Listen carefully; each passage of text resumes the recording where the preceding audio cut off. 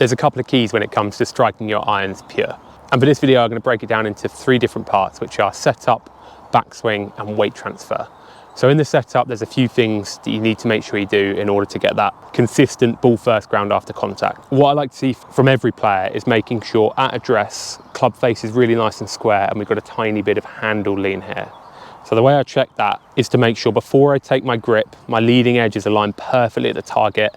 A lot of golfers tend to have quite an open club face here, but if they're open here, then suddenly we have to do a lot of timing with the hands to try and square it. A lot of this flipping motion could get you hitting the ground early, and it's never going to be quite as consistent as if you've got a nice square club face from address. And with the shaft lean, I just try and make sure the butt end of the club is pointing up here towards my left hip. This is the sort of position I want to return the club to in order to get that compression and to get that solid ball first, ground after contact that's going to give you pure fill-in strikes.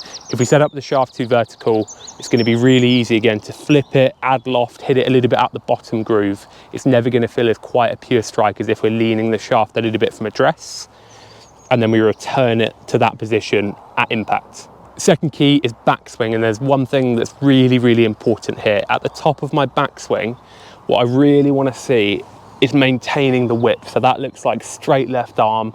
It looks like there's a little bit of space between my hands and my body.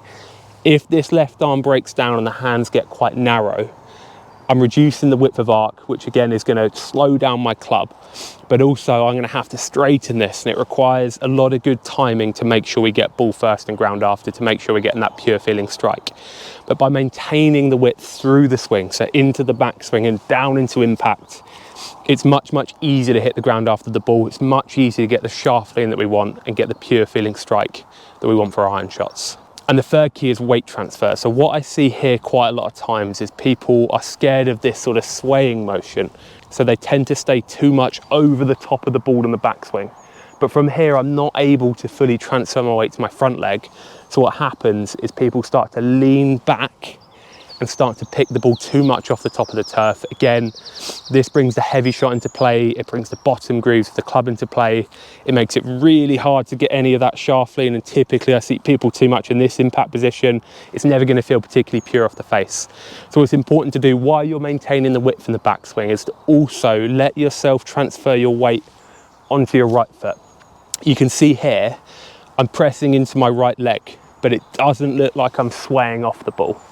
There's a real difference between this movement here and the movement that people are scared of, which is this one.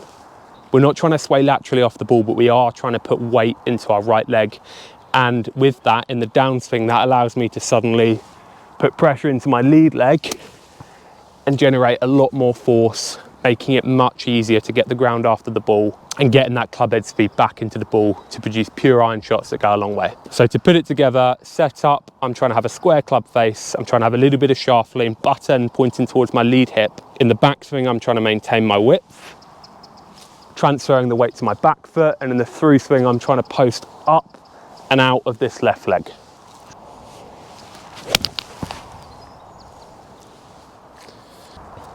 And if you do that, you should be getting purer feeling iron shots, taking a bit of a divot, seeing the ball launch a little bit further into the air.